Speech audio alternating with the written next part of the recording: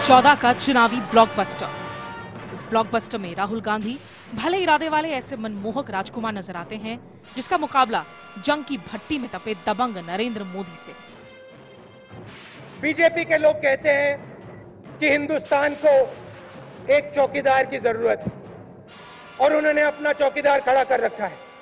उन्होंने कहा है कि देखिए, इनको आप प्रधानमंत्री बना दीजिए और हिंदुस्तान बिल्कुल ठीक हो जाएगा। और हम कहते हैं देखिए, हिंदुस्तान को 10, 11, 12 करोड़ लोगों की चौकीदारी की जरूरत है। आप सबको हम चौकीदार बनाना चाहते हैं। 43 वर्षीय राहुल गांधी अपनी मनमोहक शहजादे की छवि को एक मजबूत जननेता में बदलने का संघर्ष कर रहे हैं ताकि उनकी पार्टी कांग्रेस मोदी की मजबूत चुनौती का सामना कर सके। सुंदर भी है, अच्छा भी है, बोलचाल का भी अच्छा है। हाँ? हमारे सब कुमार से भी सुंदर है। और मेरा फास्ट है, मैं 9 नवरात्रि बैठूं, लेकिन मैं इनकी मीटिंग एक भी कैंसिल नहीं कर सकती। मैं तो मेरे कांग्रेस के कार्यकर्ताओं से ये गुजारिश करूंगा कि राहुल गांधी जितनी मेहनत करता उतनी अगर हर कार्यकर्ता मेहनत करेगा ना, तो हमको किधर वोट मांगने जाने की जरूरत नहीं लगेगी।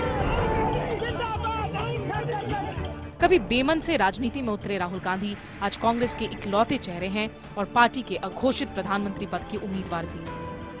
भ्रष्टाचार के आरोप और यूपीए को कमजोर समझने वाले इस चुनाव में कांग्रेस के लिए बहुत ज्यादा संभावनाएं नहीं देखते। हमने गलती की और इस गलती से दिल्ली की जनता को भी नुकसान हुआ। ऐसे में न सिर्फ वोटर को बल्कि खुद अपनी पार्टी को भी राहुल ये समझाने में जुटे हैं कि लड़ाई अभी खत्म नहीं हुई है। यहां विपक्ष की सरकार आई और जब विपक्ष की सरकार आई हमने उनको समर्थन दिया, क्योंकि हमने सोचा था कि देखिए, दिल्ली की जनता की आवाज है। राहुल गांधी यहाँ दिल्ली के अंबेडकर नगर में ठीक 3 महीने पहले भी आए थे जब असेंबली के चुनाव होने वाले थे। वो यहाँ अपनी पार्टी के लिए प्रचार करने आए थे, लेकिन उस दिन यहाँ पे भीड़ इतनी कम थी कि सारे कांग्रेस के नेता अपना मुंह छुपाते फिर रहे थे। तब चीफ मिनिस्टर शीला दीक्षित ने लोगों से आग्रह किया कि वो रुके, राहुल गांधी को सुन के जाएं, लेकिन उस समय का माहौल कुछ ऐसा था कि लोगों ने उनकी बात तब नहीं सुनी। ये जो प्यारी बहनें जा रही हैं ना, मैं आपसे कहती हूँ 10 मिनट और रुक जाओ, राहुल जी की आवाज तो सुन के जाओ। कर्नाटका में, महाराष्ट्र में उस दिन राहुल ने सिर्फ 7 मिनट ही भाषण दिया था और कुछ दिन बाद ही 20 साल में पहली बार अंबेडकर नगर विधानसभा सीट कांग्रेस के हाथ से निकल गई। दिल्ली में 43 सीटों का आंकड़ा 8 की शर्मनाक गिनती पर सिमट गया। जो गरीब जनता है इस देश की, हम चाहते हैं कि उनके पैरों के नीचे एक अधिकार की फर्श बने। आज उनके भाषण लंबे होते हैं, भीड़ भी बड़ी होती है, लेकिन यहाँ भी राहुल के पक्के समर्थकों तक का रुख आशावादी नजर नहीं आता। राहुल गांधी का उरूज आया तो राहुल गांधी के ड्रेस। मुंबई के रहने वाले पार्टी कार्यकर्ता लियाकत ढोले कांग्रेस की रैलियों में पिछले 25 वर्ष से दिखाई देते रहे हैं। पिछले 3 महीने के दौरान वो देश भर में हुई कांग्रेस की रैलियों में मौजूद रहे हैं। उनका कहना है कि हवाओं का रुख कांग्रेस की तरफ नहीं है। हमारी सरकार तो नहीं बनेगी, लेकिन इतनी सीटें आएगी कि हम बाहर से समर्थन दे सकते हैं। हम सरकार नहीं बनाएंगे।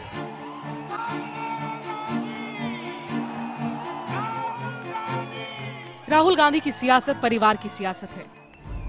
वो देश के पहले सियासी खानदान के वारिस हैं।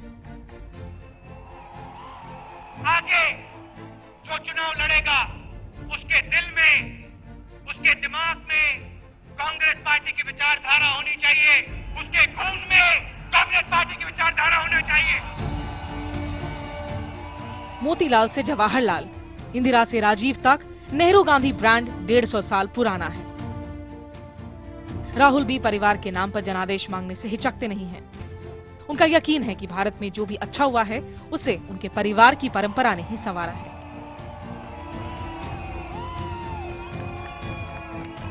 अगर मेरे परिवार का कोई होता उस समय, मेरे पिताजी ने कहा था उनका क्या एक्शन होता कि वो उसको होने नहीं देते, ये मैंने रिपीट किया था। राहुल गांधी का भविष्य उनके परिवार के अतीत से जुड़ा हुआ है। तो क्या इंदिरा के पोते और राजीव और सोनिया के बेटे का जन्म भारत का प्रधानमंत्री बनने के लिए हुआ है? My opinion in the ordinance is that it's complete nonsense and that it should be torn up and thrown out. That's my opinion, my personal opinion on the ordinance.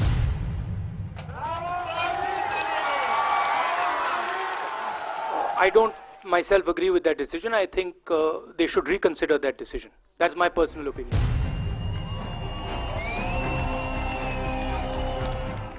Rahul का नया अवतार भ्रष्टाचार से जूझ रही पार्टी में भ्रष्टाचार विरोधी धर्मयोद्धा, आदि विद्रोही और व्यवस्था विरोधी नायक का है।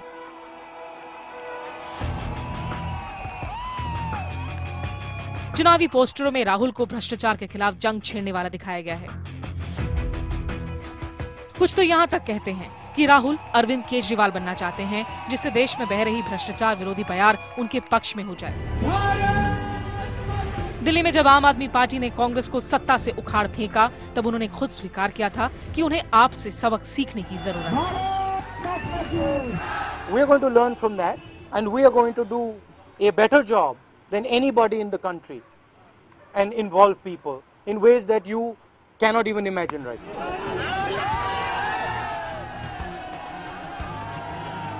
राजीव गांधी जब प्रधानमंत्री बने तब उनकी उम्र 40 साल की थी, जबकि राहुल गांधी को जब कांग्रेस का उपाध्यक्ष बनाया गया तब वो 43 साल के थे।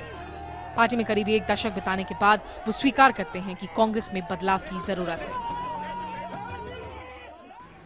My mother came to my room and she sat with me and she cried. Why did she cry? She cried because she understands that the power so many people seek is actually a poison. There are a billion people in this country. The CII is not in the...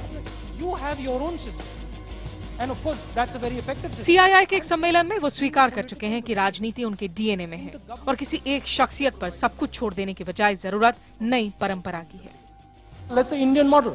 It's going to come on a horse. Sun's going to be in the background. There's a billion people waiting. He's coming in. And everything's going to be nice. No, it's not going to work like that.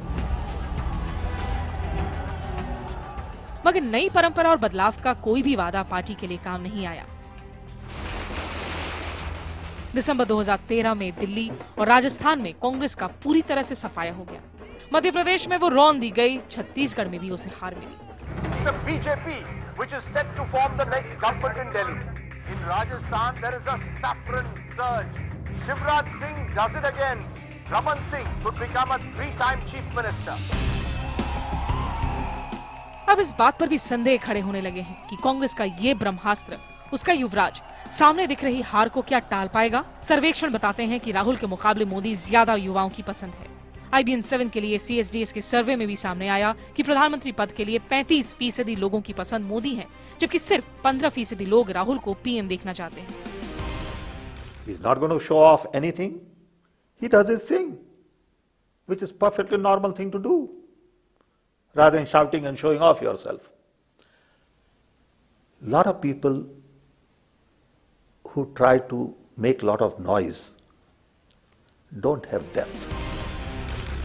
चुनावी नाकामियों की फहरिस्त बहुत लंबी है। 2010 में बिहार विधानसभा के चुनावों में राहुल कांग्रेस के सितारा प्रचारक थे, लेकिन जैसे ही नीतीश कुमार की जीत की आंधी आई, कांग्रेस 234 सीटों में से सिर्फ 4 सीट ही हासिल कर सकी।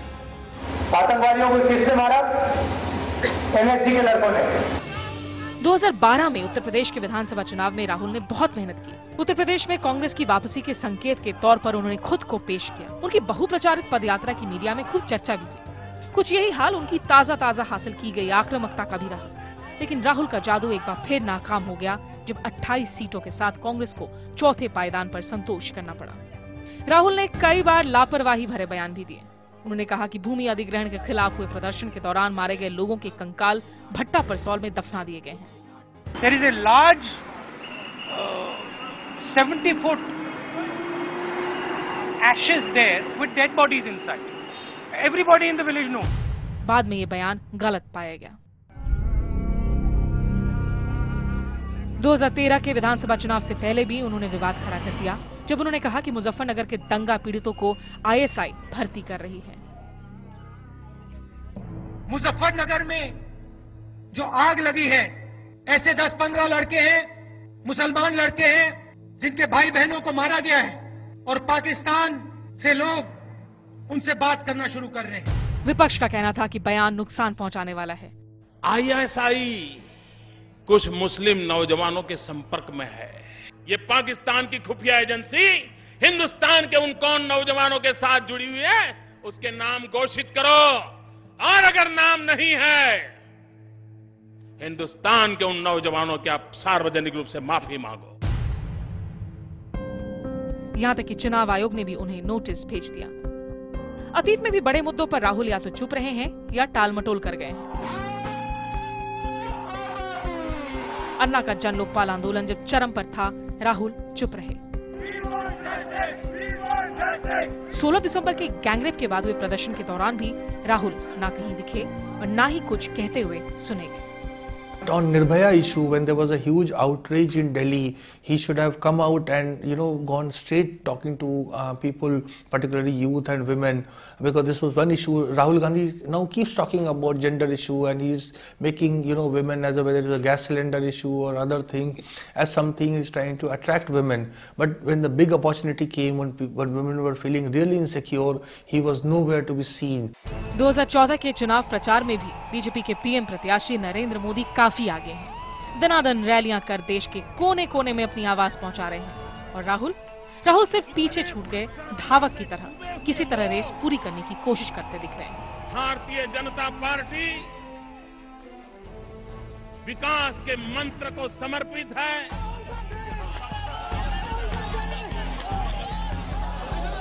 हम कहते हैं जरूर प्रगति हो, जरूर ग्रोथ हो।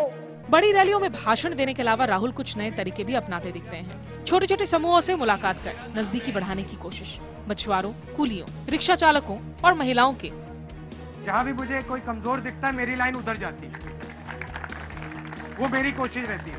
स्व सहायता टोलियों से मिलकर राहुल ने उस दूरी को मिटाने की कोशिश की है जो उनकी अंतर्मुखी और झिझक भरी शख्सियत की वजह से पैदा हुई। जो समस्याएं हैं हम लोगों की, राहुल ये संदेश भी देते रहे हैं कि वो मोदी की तरह सिर्फ अपने श्रोताओं को सुनते ही नहीं हैं, उनकी सुनते भी हैं।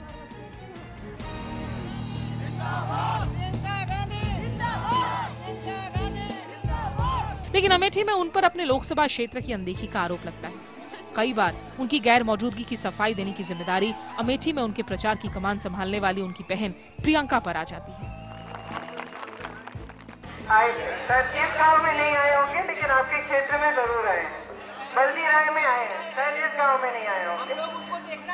मैं उनसे बताऊंगी कि आपकी ये शिकायत है, मैं उनसे बताऊंगी। लेकिन वो भी तो एक है ना, गाँव कितनी है। अमेठी में राहुल का नामांकन एक खुला शक्ति प्रदर्शन था। 5 कुंतल गुलाब की पंखुड़ियों से पटा हुआ 35 किलोमीटर लंबा रोड शो न सिर्फ कांग्रेस के लिए एक अच्छी तस्वीर था, बल्कि वडोदरा में हुए नरेंद्र मोदी के नामांकन रोड शो का जवाब भी। अमेठी में पारिवारिक रिश्ता है, अच्छी जीत होगी। 2 बार मेरी दादी को मारा, मेरे पापा को मारा, और शायद मुझे भी मार देंगे एक दिन।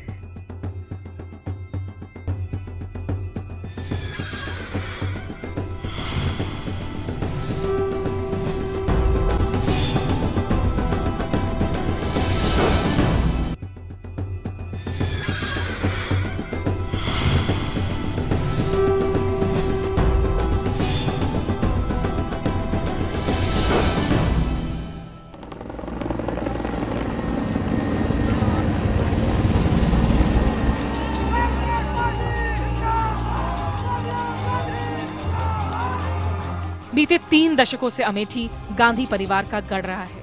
खुद राहुल यहां से तीसरी बार जनादेश मांग रहे हैं। लेकिन अमेठी के मुख्य चौराहे पर ज्यादा उत्साह नजर नहीं आता। एक भी पैसे का डेवलपमेंट नहीं है। अमेठी में आज भी 50 गांव ऐसे हैं जहां पे बिजली के खंभे ही नहीं है। इस बार राहुल गांधी की जमानत जब्त हो जाएगी। अमेठी में 1 वोट भी नहीं पाएंगे, हार जाएंगे इस बार। कौनो ऐसा रिकॉर्ड नहीं है जो कांग्रेस के नाम पर राहुल गांधी के स्तर से हुआ हो, है ना। और मुझे अगर मोबाइल चार्ज कराना है 7 किलोमीटर यहाँ आना है राहुल गांधी जी आए थे। अमेठी की इन शिकायतों की वजह भी है। पिछले 5 साल में राहुल गांधी ने सांसद निधि का सिर्फ आधा पैसा ही खर्च किया है। इस बार के इलेक्शन में बड़ा हो रहा है मोदी मोदी, कह रहे हैं हिंदू एक तरफ हो गए हैं। बेकार है, तो बेकार आदमी है। जो हवा बनी हुई है उनकी। लेकिन एक बड़ा वोट बैंक अब भी उनकी झोली में है। इनोना गांव के मोहम्मद हसन का बयान तो यही साबित करता है। 30% जो है फिर से ये राहुल जी जीतेंगे तो अपने बाप के जगह पे वैसा ही काम करके दिखाएंगे। तो 10 साल से तो यहीं पे थे तो क्या किया जाए, बच्चा था तब, अब समझदार हुआ है। अब समझदार हुआ है, 40 साल की उम्र से ज्यादा हो गया। तो बच्चा था वो, अभी उसको कोई रास्ता दिखाने वाला नहीं था। लेकिन ठोकर लगते लगते वो रास्ते पे आ गया है। अमेठी का सुधार राहुल गांधी ही करेगा। लेकिन इस बार लड़ाई एक तरफा नहीं है। बीजेपी की तरफ से टीवी की स्टार बहू स्मृति ईरानी है।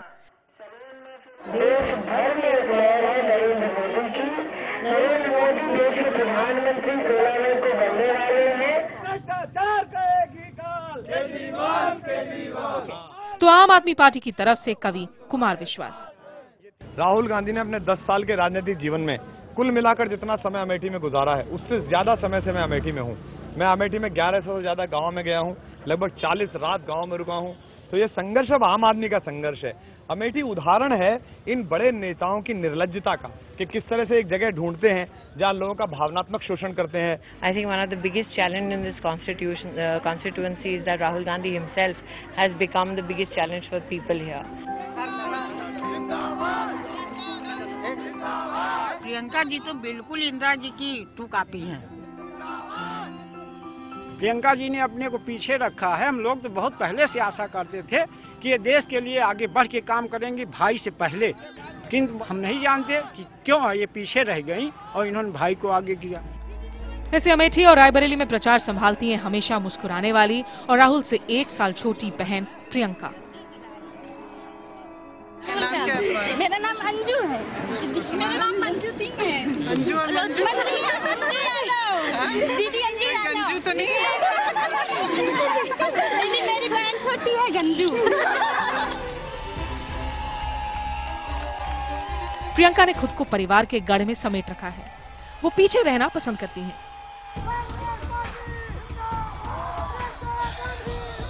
लेकिन पार्टी और बाहर बहुत से लोग महसूस करते हैं कि प्रियंका की सियासी समझ राहुल से कहीं बेहतर है। वरिष्ठ कांग्रेसी नेता जनार्दन द्विवेदी ने इशारा भी किया है कि राजीव गांधी की भावी सियासी योजना में बेटा नहीं बल्कि बेटी थी, जिसे वो विरासत सौंपना चाहते थे। Both brother and sister augment each other. They are great friends. They have wonderful equation, great communication between two of them, and I think they make a good team. Congress में राहुल गांधी के काम करने का तरीका एक बड़ी कंपनी के सीईओ की तरह है। लोग कहते हैं कि वो जमीनी हकीकतों से ज्यादा जुड़े हुए नहीं हैं।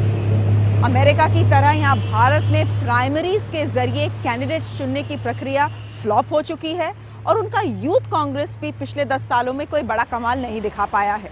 ऐसे में राहुल गांधी के नेतृत्व पे, उनकी लीडरशिप पे एक बड़ा सवाल उठाया जा रहा है। इस बार के चुनावी मौसम में कांग्रेस के कुछ बड़े नेता दूसरे पाले में जा बैठे हैं। उत्तर प्रदेश के सांसद Jagdambika Pal, Congress still not confident that under the leadership of Rahul ji, Congress may get up to much that seat. और उत्तराखंड में सतपाल महाराज कुछ ऐसे नेता हैं जो ढोल ताशे के साथ बीजेपी में शामिल हुए हैं।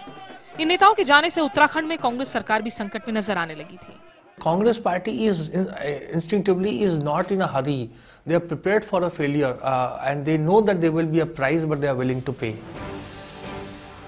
भले ही इस समय राहुल ही कांग्रेस की धुरी हैं, लेकिन उन पर लगा अनमने सियासतदान का ठप्पा उनका पीछा नहीं छोड़ रहा है। उनका सरकार में शामिल होने से इनकार करना मानो जिम्मेदारियों से भागने की कोशिश है। ना वो कभी मंत्री बने, ना पार्टी में बड़ी जिम्मेदारी ली, फिर भी कांग्रेसी उनके नाम कुछ भी कर गुजरने को तैयार दिखते हैं। Rahul Gandhi represents the conscience of the country.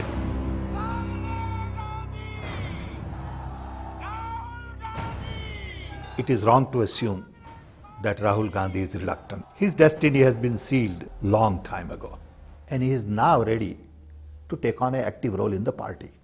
Whatever party gives him, he will do it.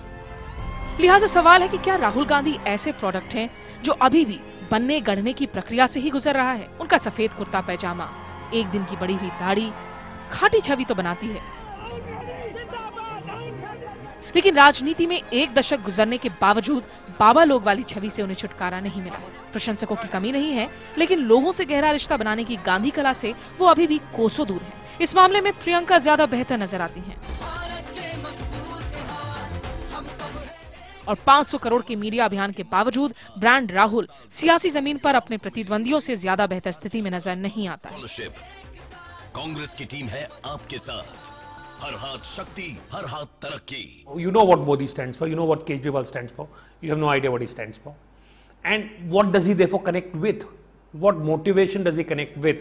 We have no idea. वैसे राहुल का निजी जीवन काफी ढका छिपा है। जीजा रॉबर्ट वाड्रा से प्रेरित होकर वो जिम और बाइक प्रेमी बन गए हैं। बताया ये भी जाता है कि उन्हें पढ़ने का खासा शौक है।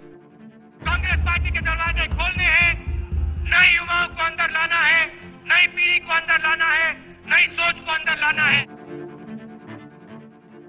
मां की सियासी मंडली के विरोधी कहे जाने वाले राहुल पर अब खुद की मंडली बनाने के आरोप भी लगने लगे हैं। उनकी टीम में मिलिंद देओरा, जितिन प्रसाद, कनिष्क सिंह, सैम पिट्रोडा, जयराम रमेश और मधुसूदन मिस्त्री बताए जाते हैं। पुराने दिग्गजों और उभरती मंडली में खींचतान भी होती रहती है, लेकिन दागी लालू प्रसाद यादव के आरजेडी से गठबंधन इस बात का सबूत है कि हर बार राहुल की चलती नहीं है।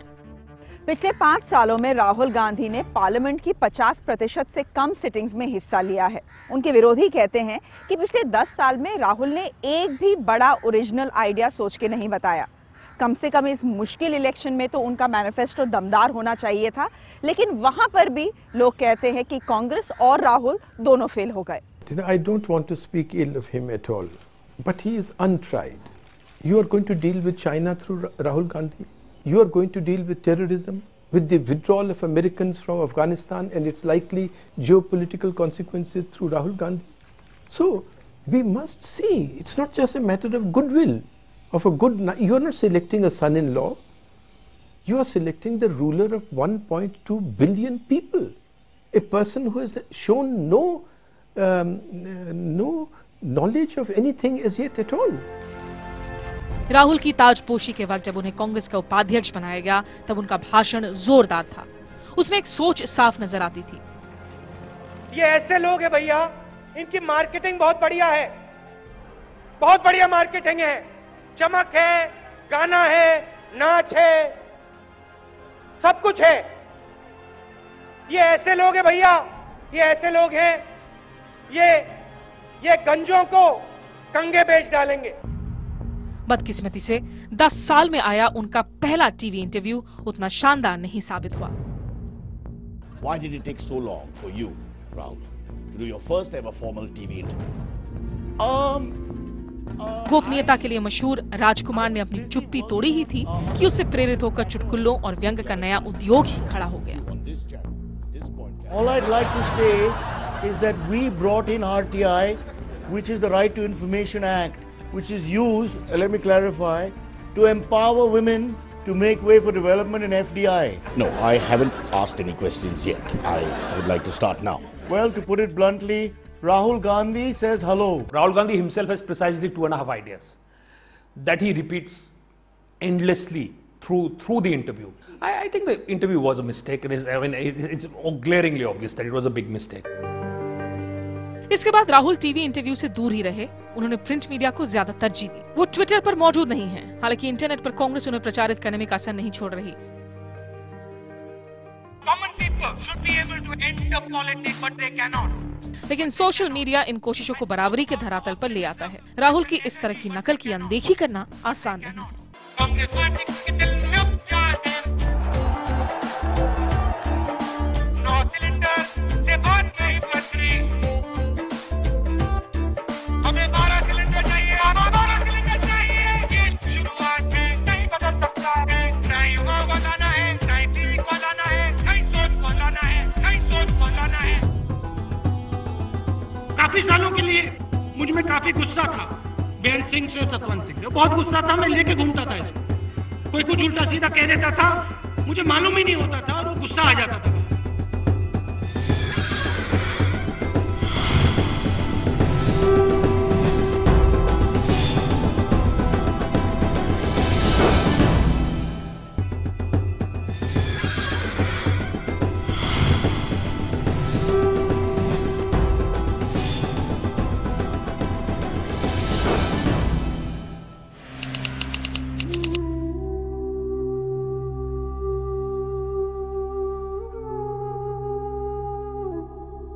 हिंदुस्तान ने पहली बार राहुल गांधी को यहां देखा था। यहां वो अपने परिवार की सियासी गौरव में हिस्सेदारी करने नहीं, बल्कि परिवार के गम में शरीक होते नजर आए थे। 1984 में इंदिरा गांधी के अंतिम संस्कार के वक्त राहुल महज 14 साल के थे।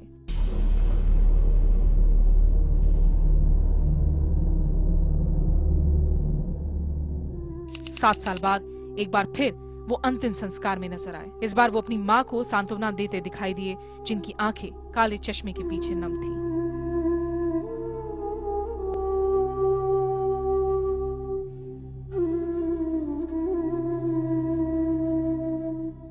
मेरी दादी को मारा, मेरे पापा को मारा और शायद मुझे भी मार देंगे एक दिन। बचपन में राहुल और प्रियंका मीडिया की निगाहों से दूर रहे। राहुल ने देहरादून के दून स्कूल में 3 साल तक पढ़ाई की, लेकिन दादी की हत्या के बाद सिख उग्रवादियों के खतरे के मद्देनजर उन्हें दिल्ली ले आया गया। 1991 में LTTE के हाथों उनके पिता की हत्या के बाद राहुल को मजबूरन अपनी तालीम परदेश में पूरी करनी पड़ी। पिछले साल चूरू की एक रैली में उन्होंने उस गुस्से को जाहिर भी किया जो एक नौजवान के तौर पर वो महसूस करते हैं। काफी सालों के लिए मुझ में काफी गुस्सा था अपने दोस्तों से, बेन सिंह से, सतवंत सिंह से। बहुत गुस्सा था, मैं लेके घूमता था इसको।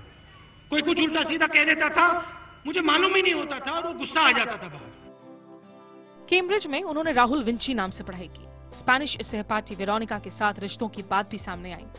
साथ ही ये सवाल भी खड़ा हो गया कि क्या वो भी एक विदेशी से विवाह करने जा रहे हैं। 2004 में अमेठी में उन्होंने स्वीकार किया था कि वो वेरोनिका के साथ ज्यादा वक्त नहीं बिता सके। उन्होंने बताया था कि प्रियंका और सोनिया ने उनसे चेताया था कि अगर उन्होंने उससे शादी का प्रस्ताव नहीं किया तो उनकी तरफ से वो खुद ऐसा कर देंगी।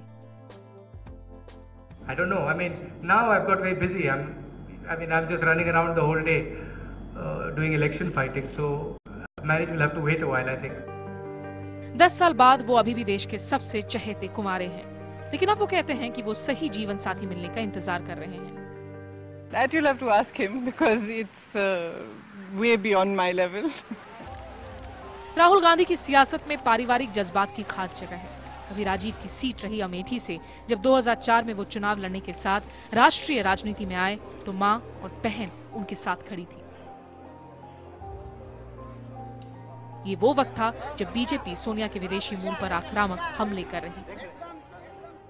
अगर श्रीमती सोनिया गांधी को प्रधानमंत्री पद की शपथ दिलाई जाती है तो उधर उनकी शपथ होगी और इधर मेरा त्याग पत्र होगा, और ये लड़ाई मैं एक भिक्षुणी के तौर पर लड़ूंगी, जिसमें मैं रंगीन वस्त्र उतारकर केवल श्वेत वस्त्र धारण करूंगी, सफेद साड़ी धारण करूंगी, अपने केश कटा दूंगी, जमीन पर सोऊंगी और भुने चने खाऊंगी। लेकिन नौजवान राहुल अपनी मां के बचाव में मजबूती के साथ खड़े थे। I have never been proud of anybody as much as I am proud of my mother today. It is not so much because she is renouncing the prime ministership. It is more because she has fought for what she has believed in. She has won that battle and she is going to continue that battle. Priyanka के जादू के सहारे राहुल ने अमेठी में लोगों से vote मांगा। वो बार बार परिवार का नाम लेते, उन्हें यकीन था कि ये सफलता का पासपोर्ट है। आखिर अमेठी गांधी परिवार का गढ़ जो ठहरा।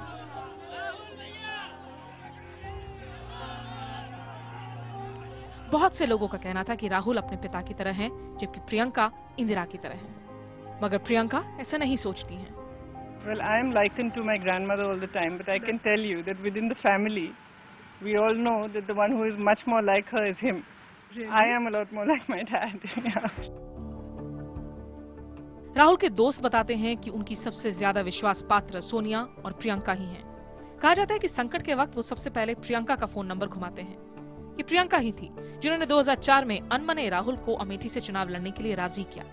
चुनाव में राहुल 2 लाख के भारी अंतर से जीते थे। I will go to the house of Kalavati. Kalavati is, no, I'm sure, I'm glad you find that funny, but Kalavati is one of the, I'm glad you find it funny, but Kalavati is a person whose husband committed suicide. So I would urge you to respect her. I will take you to the house of Kalavati, which I also visited 3 days ago. And Kalavati is a woman with 9 children whose husband committed suicide 3 years ago. Rahul Gandhi की जिंदगी में कलावती वाला भाषण सही मायने में सियासत में उनकी शुरुआत थी। अनमने युवराज के बजाय अब वो नेतागिरी में सीधे उतरने के लिए तैयार दिखाई देते थे। मनरेगा दिया, भोजन का अधिकार दिया, अब आप हर गरीब व्यक्ति की जेब में मुफ्त की आप दवाई दीजिए। पेस्ट्री के बाबा लोग की छवि से उलट वो खुद को एक जननेता के तौर पर स्थापित करने की कोशिश कर रहे थे। एक ऐसे नेता के तौर पर जो किसी दलित के घर रात गुजार सकता था और मायावती के उल्टे पुल्टे आरोपों को झेल भी सकता था।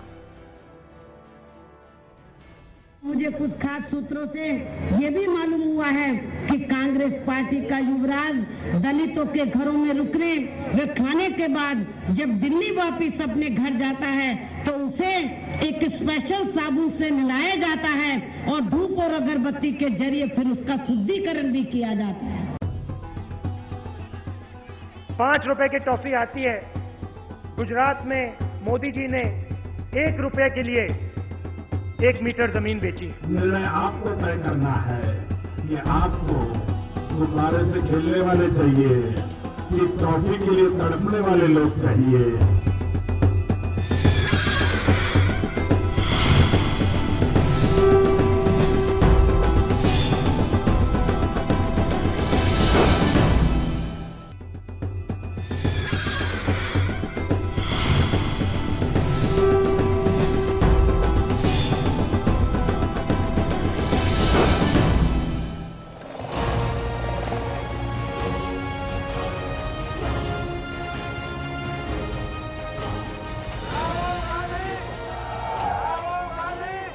The Congress party got up and said the country needs the right to information.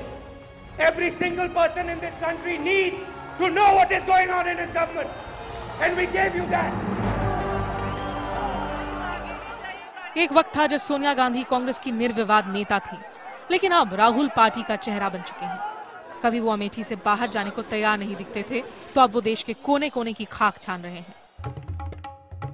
अब वो अपने प्रतिद्वंदी बीजेपी के पीएम प्रत्याशी नरेंद्र मोदी को सीधे चुनौती देने से भी हिचकते नहीं हैं। कांग्रेस पार्टी है क्या?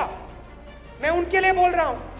कांग्रेस पार्टी एक सोच है, एक सोच है। ये सोच हमारे दिल में है और आप इस सोच को नहीं मिटा सकते हो। और जिसने इस सोच को मिटाने की कोशिश की है, जिसने इस सोच को मिटाने की कोशिश की है, वो अपने आप मिट गया। 2 विचारधाराओं की लड़ाई। नरेंद्र मोदी और राहुल गांधी के इस महामुकाबले ने मीडिया की तवज्जो को एक रस वाला बना दिया है। 5 रुपए की टॉफी आती है। गुजरात में मोदी जी ने 1 रुपए के लिए 1 मीटर जमीन बेची। निर्णय आपको तय करना है कि आपको गुब्बारे से खेलने वाले चाहिए कि टॉफी के लिए तड़पने वाले लोग चाहिए। भाषण देने के मामले में सियासी विश्लेषक साफ तौर से नरेंद्र मोदी को 20 मानते हैं। सारी बर्बादी का कारण ये माँ बेटा का कारवा है और कभी कभी बेटी और जावाई का दामाद का कारवा है। ओपिनियन पोल और विधानसभा चुनावों में हालिया हार ये बताने के लिए काफी है कि राहुल को मोदी की बराबरी तक आने के लिए अभी काफी दूरी तय करनी है। Take a look at this. We are now saying NDA 234 to 246. IBN 7 के लिए CSDS का सर्वे मोदी की अगुवाई वाले एनडीए को 234 से 246 सीटें दर्शाता है, तो राहुल की अगुवाई वाले यूपीए के हिस्से में महज 111 से 123 सीटों तक मिलने की संभावनाएं हैं। राहुल जी इस इलेक्शन कैंपेन को हेड करें, प्रधानमंत्री के दावेदार बने, क्योंकि मैं समझता हूं कि वे ही एक व्यक्ति हैं जो सक्षम हैं इस देश में एक उज्जवल भविष्य तय करने के लिए।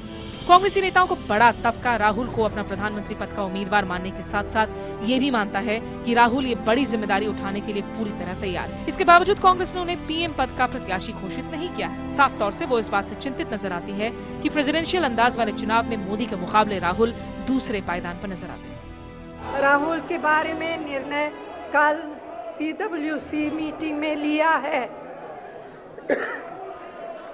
और वो फाइनल है। We meet today to send a clear signal that the Congress is ready and prepared for the battle ahead. AICC में दिए गए बेबाक भाषण में खुद राहुल का कहना था कि पीएम प्रत्याशी घोषित करना व्यावहारिक रूप से असंवैधानिक है। चुनाव में हम लड़ाई लड़ेंगे और आप देखना युवाओं को चुनाव होगा और हम चुनाव जीत के दिखाएंगे।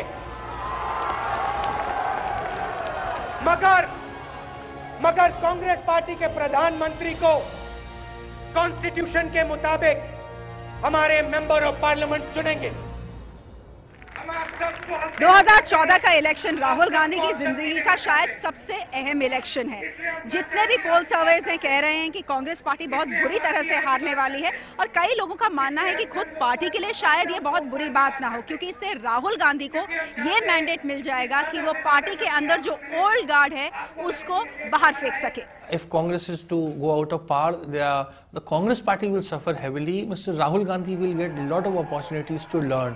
So Mr. Rahul Gandhi will have to make effort and prove himself as a good opposition leader.